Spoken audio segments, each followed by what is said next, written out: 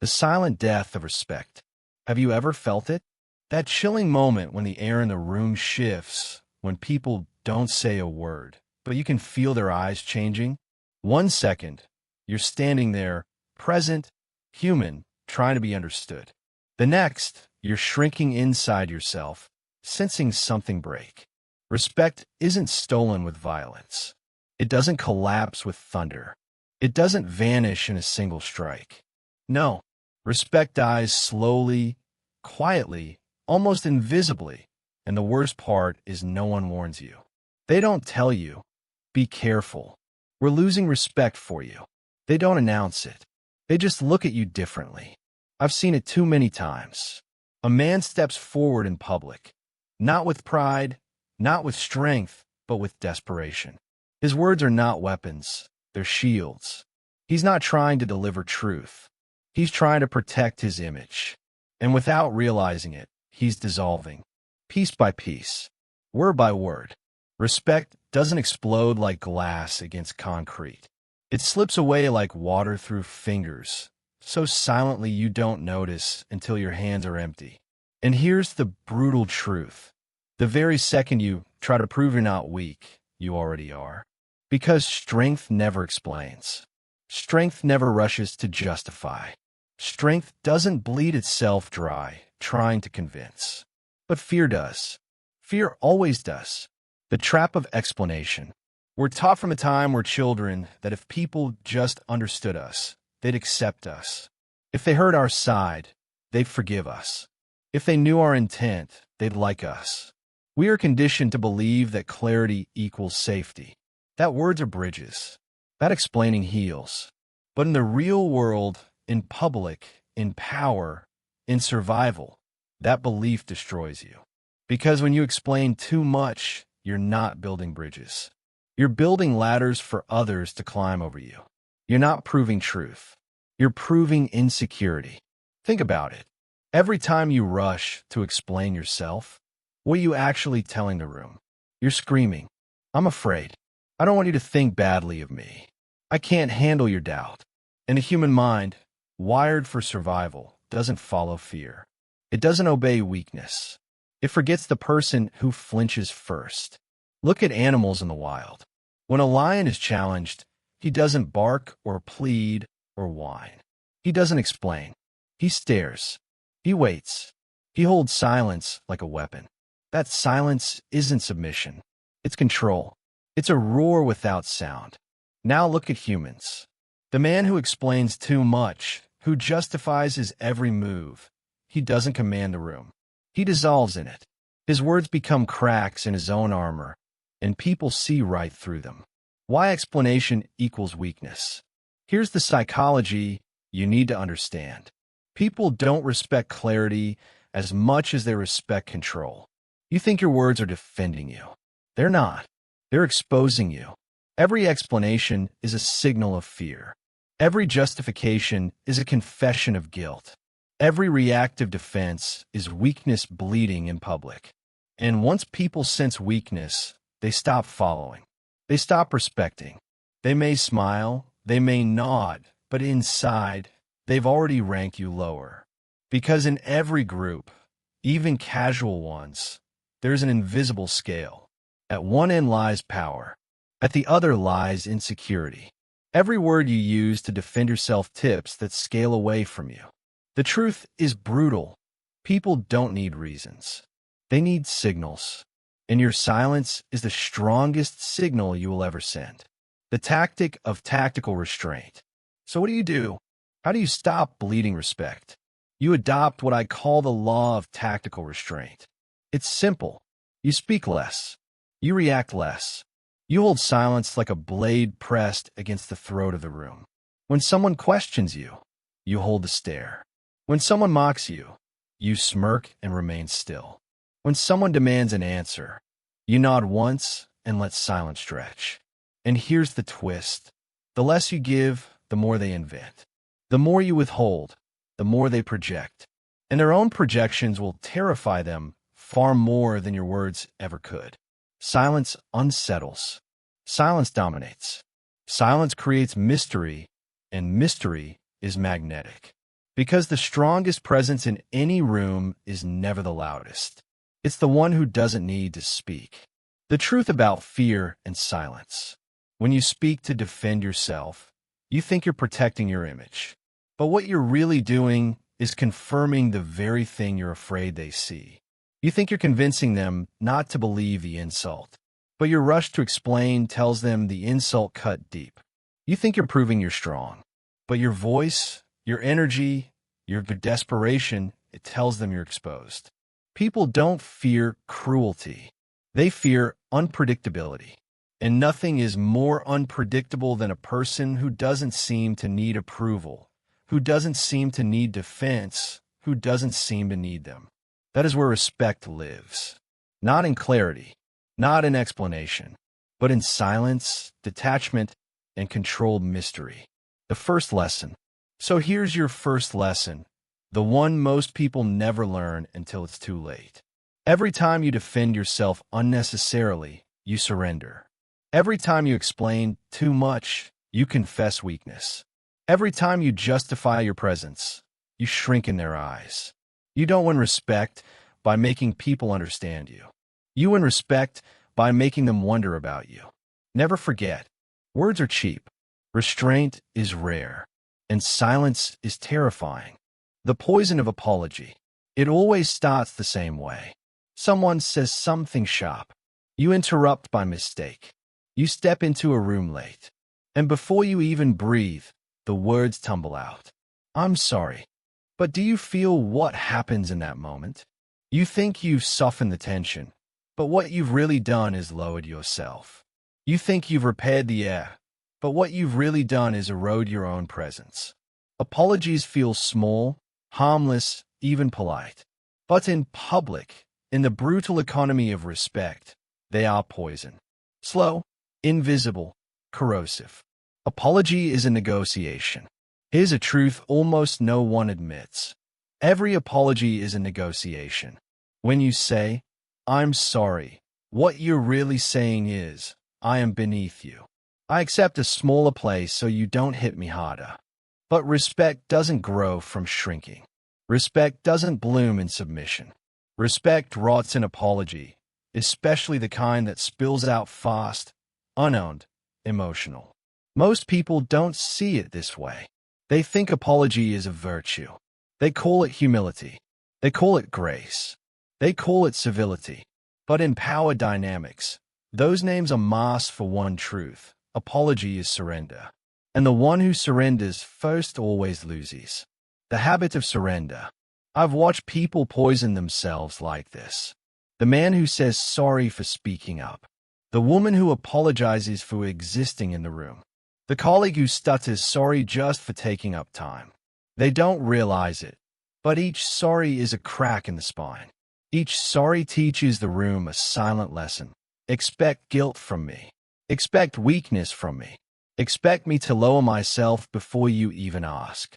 And predators, in every arena, not just the wild, smell weakness long before they see it. They don't need evidence. They need signals. And apologies are the loudest signal of all. The illusion of peace. When you apologize reflexively, you think you're buying peace. But what you're selling is power. It doesn't matter if the mistake was small. It doesn't matter if your intent was good. When you apologize too quickly, too eagerly, you're telling the world, I punish myself before you can. I am guilty even when you haven't judged me. I give you control over how I see myself. That is not peace. That is a leash you fasten around your own throat. And once people see you leash yourself, they don't respect you. They own you.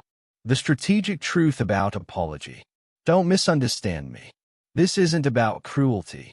This isn't about never apologizing. Apology can be powerful, but only when it's strategic. A real apology should be like a dagger in velvet. Sharp, rare, calculated. Used only when it buys you something greater than it costs. But most people don't use apology as a weapon. They use it as a reflex. And reflex is weakness. Reflex is desperation. Reflex is self-erasure. The tactics of control. So what's the alternative? How do you detox from this poison? Tactic 1.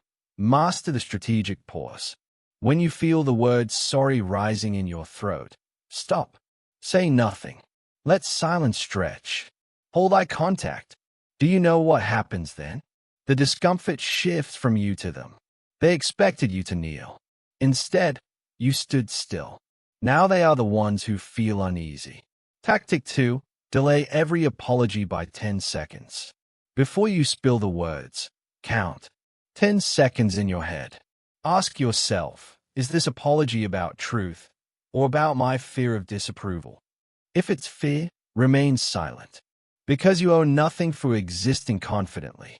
Tactic 3. Redirect with authority. If you must address a misstep, don't bow with "I'm sorry." Instead, reframe.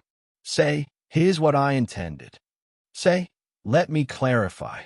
You turn the frame from guilt to leadership, from weakness to intent, from surrender to control. The shift in identity. When you detox from apology, people start to see you differently. They'll call you composed. They'll call you dignified. They'll call you serious. But what they really mean is this: you're no longer desperate for acceptance. And that shift changes everything. Because people don't respect the one who rushes to apologize. They pity them. They forgive them. And then they forget them. But the one who withholds apology, the one who pauses, the one who chooses their words like weapons, that one is remembered. That one is respected. That one is feared. The brutal warning. Machiavelli himself warned, the man who seeks to be forgiven too often invites contempt. It's not about never being wrong. It's about refusing to bleed guilt into the ground every time you breathe. Because the world doesn't honor the apologetic. The world studies the unapologetic. To follow them, to fear them, or to try and stop them, but never to forget them. The emotional core. Do you feel it now? That sting inside your chest. It's because you've been there. You've been the one who laughed nervously and apologized for interrupting. You've been the one who said sorry just to smooth the air. And afterward, you felt smaller, weaker, invisible. You thought you were repairing relationships. But in reality, you were burying yourself alive under layers of unnecessary guilt. It's time to stop. It's time to understand the truth. Every apology that isn't earned is a funeral for your own respect. And if you don't end the habit will end you. The suicide of self-deprecating humor. They laughed. The room laughed. And for a second, you felt relieved. You felt connected. You felt safe. But what you didn't notice was the subtle shift that happened right after the laughter died. The way their eyes lingered a little longer. The way their posture leaned back just slightly. The way their respect for you slipped, not with anger, not with insult, but with something quieter, dismissal. That's the hidden cost of self-deprecating humor. You thought you were being relatable. You thought you were bonding. You thought you were easing the tension. But what you were really doing was teaching the room one dangerous lesson. I am beneath you, and I will joke about myself so you don't have to. The hidden instruction behind every joke. Every time you make yourself the punchline, you're giving the world a silent instruction manual. Laugh at me. See me as weak. Rank me lower on the ladder. People don't think this consciously. It happens beneath the surface, in that primal layer of the mind where status and survival are calculated instantly. In every group, humans scan for hierarchy. And the one who volunteers to mock himself, the one who bleeds insecurity through humor, is placed at the bottom, not because is hated, but because is available. And availability without effort is cheap. The quiet death of authority. I've seen it happen in rooms full of power. The loudest joker, the constant entertainer, the one who always has a line, always has a laugh, always has a jab at himself ready. And when the moment comes for something serious, when leadership is required, when gravity is needed, the room turns away. Nobody asks for their opinion. Nobody looks to them for steadiness. The clown disappears the second the music stops. That is the quiet death of authority. Not with fire, not with drama, but with laughter, the wrong kind of laughter, the kind that eats away at respect like rust on steel. The illusion of connection. We tell ourselves jokes make people like us. That humor creates connection. And in private, in intimacy, that can be true. But in public, in hierarchy, in power dynamics, that illusion becomes a trap. Because connection is not influence, and likability is not respect. The truth is simple. People don't follow the one who entertains them. They follow the one who unsettles them. The one who makes them lean in, not the one who makes them laugh out. The weaponization of humor. Now, don't mistake me. Humor can be power. When it's sharp, when it's scarce, when it's delivered like a blade, not like confetti. A dry remark, a surgical roast, a cold irony that makes the room pause. That's strategy. That's dominance. That's command. But self-deprecating humor is none of these things. It's not a weapon. It's a wound disguised as entertainment. It's weakness in costume. And the moment people see it, even if they laugh with you, they stop respecting you. The tactics of controlled humor. So what's the alternative? How do you keep humor as power, not poison? Tactic 1. Never laugh before others do. Wait. Let the room laugh first. If the silence stretches, let it stretch. Don't be the one desperate to break it. Silence is heavier than laughter, and the one who controls it controls the room. Tactic 2. Never joke about a weakness more than once. You think it makes you human. It doesn't. It makes you disposable. Mention it once, sharply, with control, and then bury it. Repetition turns it from acknowledgement into a confession. Tactic 3. Replace humor with dry precision. Say less. Smile once, never twice. Deliver words like stone, not like balloons.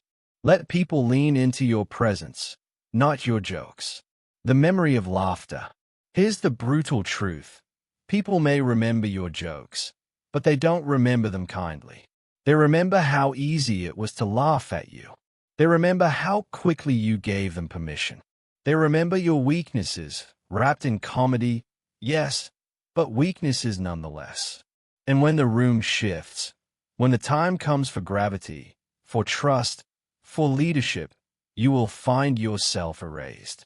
Not because they disliked you, but because they never feared losing you. The emotional trap. Why do we do it?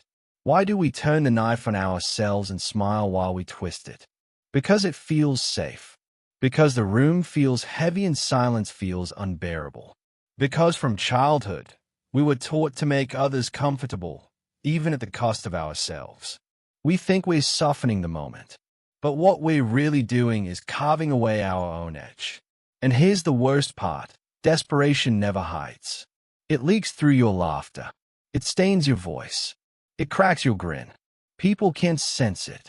They don't say it out loud, but they know. They see the clown behind the smile. The brutal law. Machiavelli warned, he who becomes the clown may draw a crowd, but never a crown. A room may laugh with you, but they will never follow the fool. The thesis is clay. Humor, when scarce and precise, is dominance. Humor, when constant and self-deprecating, is suicide. The emotional shift you must make. So stop offering pieces of yourself for cheap laughs. Stop selling your dignity for the comfort of strangers. Stop using your flaws as entertainment. Instead, become unreadable. Smile once, never twice. Say less. Let silence follow you like a shadow. Because silence carries more weight than 100 jokes. Because stillness creates tension, and tension creates memory. And in the end, people don't remember the clown. They remember the one who stood still, unshaken, while the crowd begged for reaction. The trap of defensiveness and the stone mirror. They threw words like stones, and you bent down to catch them. You thought you were saving yourself. You thought you were repairing your image. But in reality, you were kneeling, bleeding dignity with every sentence that left your mouth. Here is the brutal law. The moment you defend yourself, you surrender. The instinct to defend. It feels so natural, doesn't it? Someone slanders your name. Someone questions your motives. Someone whispers doubt into the room. And your chest tightens, your throat burns, your tongue leaps to fight back. You explain. You justify. You rush to restore the version of yourself you think they just shattered. But what you don't realize is that your very defense becomes the proof of your weakness. Because if the accusation wasn't true, why are you scrambling? If the insult didn't cut, why are you bleeding words? If you were truly above it, why did you lower yourself to respond? Defensiveness is emotional nudity. Every defensive word you speak is emotional nudity. You think you're covering yourself, but you're exposing everything. What you fear, what you value, what threatens you. A single defensive sentence screams, I cannot afford for you to believe this. And the moment others know what you cannot afford, they own you. Predators don't need claws when you hand them your heartbeat. Perception is truth. Here's the darkest part.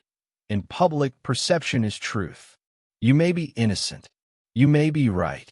You may be pure in your intent. But none of that matters if the room sees you defending yourself. Because defending looks like confessing. Explaining looks like scrambling. Justifying looks like guilt. And when perception shifts, reality doesn't save you. Respect is not built on facts. It is built on signals.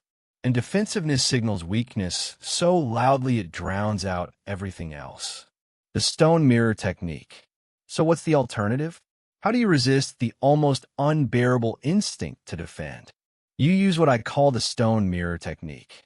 It has only one rule: reflect nothing. When they accuse you, you don't flinch. When they bait you, you don't bite. When they lie, you don't correct. You stay still. You stay cold. You stay unreadable. Because here's the secret. Attackers survive on your reaction. They rely on your panic. They feed on your collapse. But when you offer them nothing, no crack, no tremor, no word, they starve. And something strange begins to happen. The room, which first looked at you for defense, turns instead to the accuser. And suddenly the burden shifts. They demand proof. They expect evidence. And when it doesn't come, the crowd starts to question them. That is the power of the stone mirror. Your silence turns the spotlight away from you and onto the one trying to expose you. The psychology of silence. People cannot handle silence. They crave reaction. They need confirmation. When you deny them, they project. They fill the void themselves. And here's the cruel beauty. They rarely fill it with strength against you. They fill it with doubt against your accuser. Because the man who doesn't react looks dangerous. The woman who doesn't defend looks composed. The leader who doesn't scramble looks unshakable. Mystery terrifies more than proof. How to wield it. Here's how you use it in practice. Step 1. Never defend immediately. When accusations hit, let them sit. Let time stretch. Uncertainty always favors the silent. Step 2. Maintain eye contact without emotion. Look at them as though you see through them. Don't blink. Don't frown. Don't laugh. Just hold. They expect your face to betray you. When it doesn't, they unravel. Step 3. Speak once, strategically. If you must speak, speak only one sentence. Cold. Final. Something like, I don't respond to nonsense. That single line carries more force than 1,000 explanations. The emotional core. I know what you're thinking. But what if they believe the lie? Here's the truth. If you defend yourself desperately, they will always believe the lie. Because desperation doesn't protect your image, it destroys it. I've watched men bury their dignity with their own words. I've watched women shatter their presence, trying to explain themselves into innocence. And every time, the room didn't remember their truth. The room remembered their fear. The brutal warning. Machiavelli said, a powerful man lets the lie rot on its own tongue. That's your law. Let it rot. Don't touch it. Don't taste it. Don't give it life by defending against it. Because the weaker you look while defending, the stronger they look while accusing. But the stronger you appear while silent, the weaker their words sound. Defensiveness is the grave. Silence is the crown. The shift you must make. So next time they throw stones, don't bend down to catch them. Let them fall. Let them break on the ground. Because respect is not built by catching every insult. Respect is built by never lowering yourself to pick them up. You don't need to fight every battle. You don't need to defend every word. You don't need to explain every choice. Sometimes, the most terrifying weapon in the world is silence, so heavy it makes the room shiver. The danger of emotional leakage. It took me years to understand this. Emotion in public is a currency, and only fools spend it freely. One flash of anger, one loud burst of laughter, one tear in the wrong room. That's all it takes. And just like that, you've traded your control for something cheap, something disposable. The weight of control. Here's the truth most people can't bear to hear. Respect does not live in expression. It lives in control. When you let your emotions spill, whether rage, joy, or sorrow, you give people a script. You show them what rattles you. You reveal what excites you. You expose what destroys you. And once they have the script, they stop fearing the actor. Because predictable is not dangerous. Predictable is not powerful. Predictable is disposable. Control, however, unsettles. Control terrifies. Control is remembered. The punishment of emotion. Watch the workplace. Watch the streets. Watch any room full of people. The man who laughs too loudly in a serious meeting, never taken seriously again. The one who yells back when insulted in public, marked as hot-headed, reactive, weak.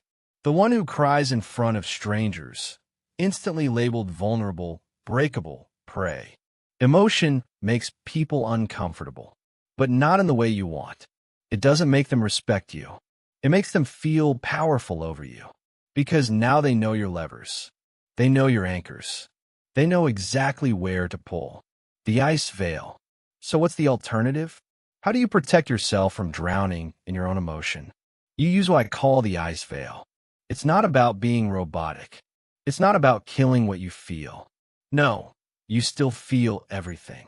You still break on the inside like anyone else. But on the outside, you give them nothing. You let the storm rage inside, but you let the surface stay still. When they scream, you sip your coffee. When they panic, you breathe slower. When they demand a reaction, you delay. 10 seconds. 20 if you must. Because the one who reacts slowest controls the room. The power of delay. Try it once. Someone provokes you. Instead of firing back, wait. Count 10 slow breaths. Watch how the silence unsettles them. Because here's the secret. People expect emotion. They expect you to break, to laugh, to flinch, to cry. When you don't, when you hold stillness instead, they don't know what to do. They start projecting. They start imagining. They start fearing. Mystery is more frightening than anger. Stillness is more powerful than words. The elimination of extremes. To master the ice veil, you must also eliminate extremes. Don't clap the loudest. Don't laugh the hardest. Don't cry where others can see, because extremes reveal your anchors. And once people know your anchors, they know exactly where you're tied. Control means being emotionally expensive. Let no one afford you. Let no one purchase your breakdown. Let no one see your raw edges. The brutal warning. Machiavelli warned, "He who lets himself be moved by pity is doomed to be ruled by it." That's the essence. If they can move you, they can rule you. If they can trigger you, they can own you. And once respect drowns in emotion, it never resurfaces. The emotional core. I know what you're thinking, but I'm human. Shouldn't I show that? Yes, in private. Yes, with the one or two who've earned it. But not in public. Never in public. Because public spaces are stages. And on that stage, emotion is not power. Emotion is exposure. Think back to the last time you lost your composure in public. You thought it made you authentic. But afterward, didn't you feel smaller? Didn't you feel like the room looked at you differently? That's because they did. They saw the crack. And once they've seen the crack, they can't unsee it. The shift you must make. So here's your survival shift. Never explain your face. Never rush your reaction. Never spend your emotions cheaply. Delay. Deny. Withhold. Because in the end, people don't respect the one who expresses. They respect the one they can't read. The unreadable are dangerous. The unreadable are feared. And fear endures longer than love, longer than trust, longer than sympathy. The final lesson of control. Understand this. Emotion is disposable, but control, that lingers. The colleague who kept his composure when the room burned, remembered. The leader who spoke slowly while others panicked, followed. The man who cried in silence, privately, but never in front of them, untouchable. That's the difference. That's the power of the ice veil. Because mystery breeds respect, and control breeds fear. And fear lasts forever. The danger of being too visible. The truth is simple. The moment they can define you, they control you. And that's how most people lose respect. Not through failure, not through mistakes, but through exposure. Through being too visible, too open, too readable. You think people respect you because they know you. But the opposite is true. The more they know, the less they fear.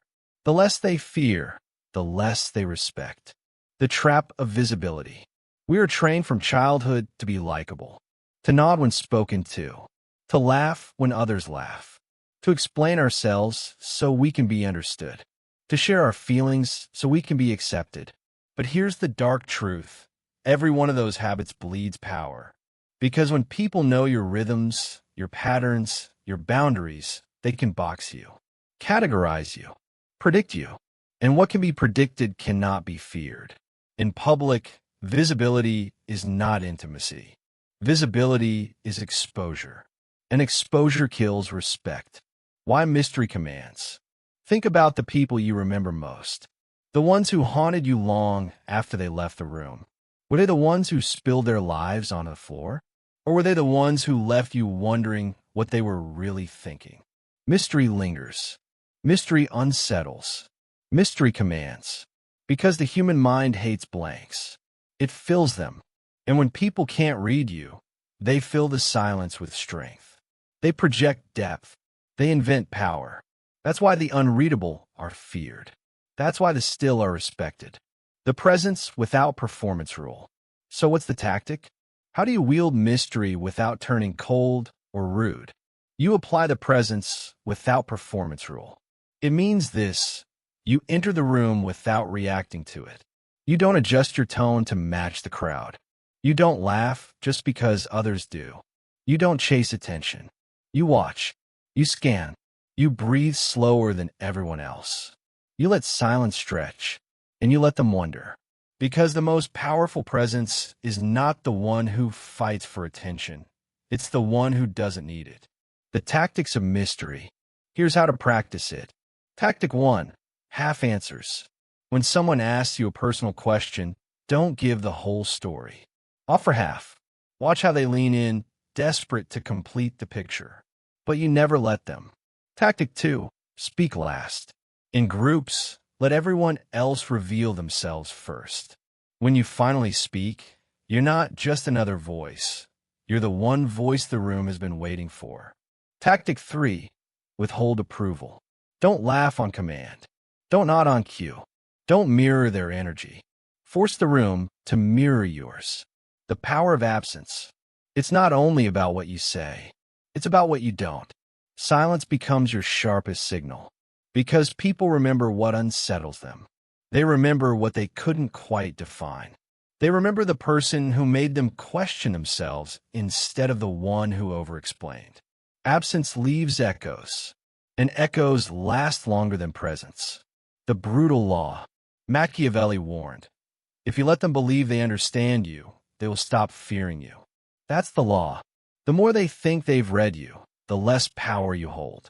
The less mystery, the less control. People don't fear cruelty. They fear unpredictability. And nothing is more unpredictable than the person who doesn't seem to need the group, the person who stands apart even in silence. The emotional core. You felt it before. That sting after a night where you talked too much, explained too much, gave too much of yourself away. At the time, it felt like bonding. But afterward, you felt exposed. Small. Forgotten. That's because they didn't respect what you gave them. They consumed it. And once consumed, it was gone. Respect is never built on being available. It is built on being unattainable. The shift you must make. So strip yourself of performance. Stop trying to be understood. Stop rushing to fill the silence. Stop bleeding your presence into every corner of the room. Instead, let them misread you. Let them doubt. Let them wonder. Because what cannot be read cannot be controlled. And what cannot be controlled cannot be disrespected. The final lesson of mystery. Understand this. Visibility is weakness. Mystery is strength. When they can name you, they stop fearing you. When they can predict you, they stop respecting you. So you must become a question with no answer. A book with no title. A presence without performance. Even when you leave the room, let them whisper about you. Let them analyze your glance, your pause, your silence. Let your absence echo louder than their presence. Because the one they cannot read, they cannot reach. And the one they cannot reach, they cannot forget. The crown of silence. Respect is not given. Respect is not requested. Respect is not explained, apologized for, or laughed into existence. Respect is taken. And it is taken in silence. The final trap. People lose respect not because they are weak, but because they are visible, too open, too eager, too desperate to be liked, to be forgiven, to be understood. They laugh when they shouldn't. They apologize too fast. They explain before anyone even asks. They fill silence as though it were a hole. And each time they do, they trade power for comfort. They sell respect for approval. They surrender fear for friendliness. But here is the truth carved in iron. The world does not follow the apologetic. The world does not crown the clown. The world does not kneel before the one who bleeds emotions onto the floor. The world respects mystery. The world respects control. The world respects silence. The crown of the unreadable. The unreadable man doesn't need to defend himself. The unreadable woman doesn't need to explain herself. The unreadable presence doesn't need to fill the room with noise. Because silence is not emptiness. Silence is dominance. In silence, people project. They invent strength where they cannot see weakness. They imagine depth where they cannot find cracks. They fear what they cannot define. That is why silence is a crown. It does not glitter. It does not shine. But it weighs heavier than applause, heavier than trust, heavier than love. The final tactics. If you want respect that endures, here are your last laws. Law 1. Erase the need to explain. Let them misunderstand you. Let them doubt you. The moment you chase their approval, you lose your crown. Law 2. Abandon cheap apologies. Apologize only when it serves a strategy, never when it serves your fear. Law 3. Kill the habit of self-mockery. Never volunteer your own humiliation. Never carve your respect into a punchline. Law 4. Use the stone mirror. When attacked, reflect nothing. Let the lie rot on the accuser's tongue. Law 5. Master the ice veil. Feel everything, but reveal nothing. Let your storms rage in private. Give the world only stillness. Law 6. Rule with presence without performance. Enter every room like gravity, unmoved, unshaken, unreadable. And finally, Law 7. Speak less, watch more. Because the loudest signal you can ever send is silence. The emotional core. I know it's hard. I know silence feels like suffocation at first. I know every nerve in your body screams to explain, to laugh, to defend, to show you're good, to prove you belong. But belonging is not respect. Being liked, is not power. Approval is not a crown. Respect comes only when they cannot predict you. Power comes only when they cannot read you. Fear comes only when they cannot reach you. And those who cannot reach you cannot destroy you. The legacy of silence. Think of the ones who shaped you, the ones you never forgot. Were they the ones who spoke the most? Or were they the ones who spoke least, but left echoes that haunted you? That's the legacy of silence. It makes you unforgettable. It turns your absence into memory. It makes every glance, every pause, every word you finally choose to speak weigh 10 times heavier. Because silence thickens your presence. It sharpens your aura. It makes you more than a person. It makes you a question. And questions are feared more than answers. The final truth. Machiavelli said, "It is better to be feared than loved if you cannot be both." But the unreadable man, he doesn't need either.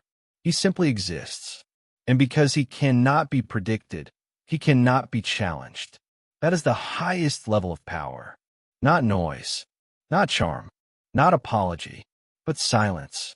Your transformation. So this is your choice. You can keep explaining. You can keep apologizing. You can keep joking at your own expense. You can keep defending. You can keep bleeding emotions. You can keep being visible. But if you do, don't be surprised when respect slips away quietly. Or you can stop. You can erase the need to be liked. You can abandon the performance. You can kill the instinct to fill silence. And in doing so, you will rise. Because respect does not belong to the loudest voice. It belongs to the quietest one. The one who says less, but weighs more. The one who doesn't ask to be noticed, but still is. The one who doesn't plead to be understood, but is never forgotten. The one who wears silence like a crown.